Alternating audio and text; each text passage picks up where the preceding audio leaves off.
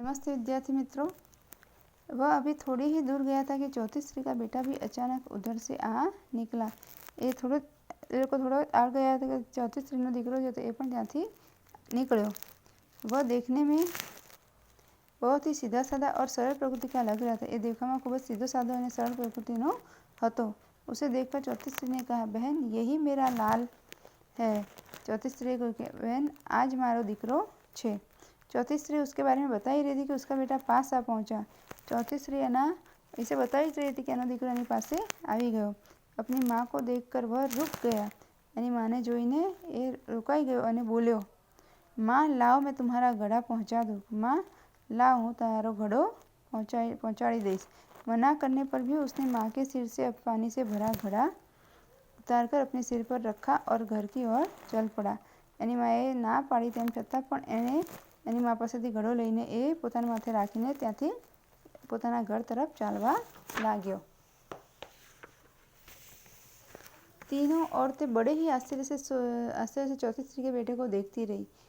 ત્રણેય સ્ત્રીઓ જે હતી એ ખૂબ જ આશ્ચર્ય चौथी स्त्रीના દીકરાને જોતી रही। एक वृद्ध महिला जो बहुत देर से इन औरतों के पीछे चलती हुई इनकी बातें सुन रही थी। કેટલાય વખતે एक वृद्ध महिला थी જે આ ચારેય સ્ત્રીઓની વાત સાંભળી રહી હતી। पास आकर बोली, देखती क्या हो, यही सच्चा हीरा है।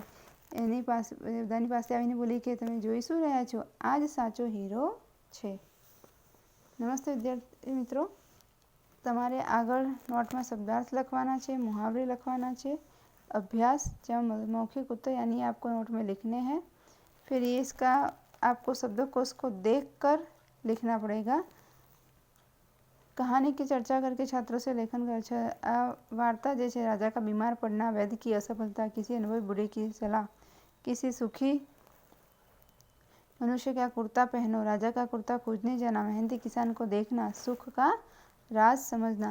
एक राजा था जो बार बार बीमार पड़ता था।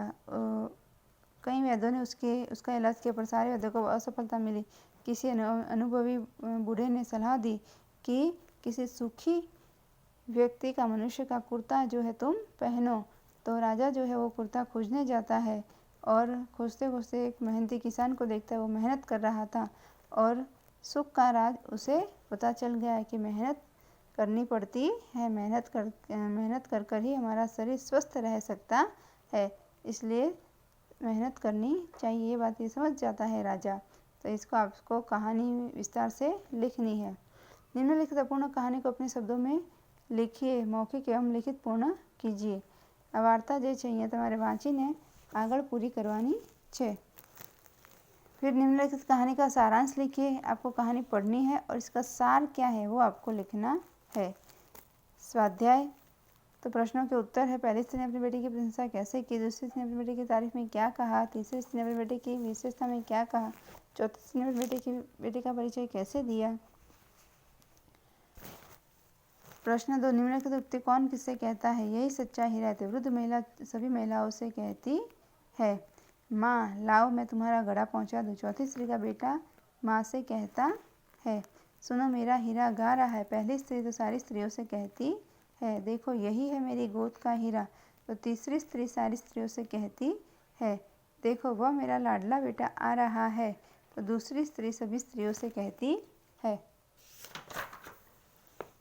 फिर भाषा सज्जता है वो आपको नोट में लिख लेनी है देखकर सारी। और यहाँ पर प्रश्न 2, तो निम्नलिखित वाक्यों में से जिस काल का पता चलता हो उनके सामने उस काल का नाम लिखिए।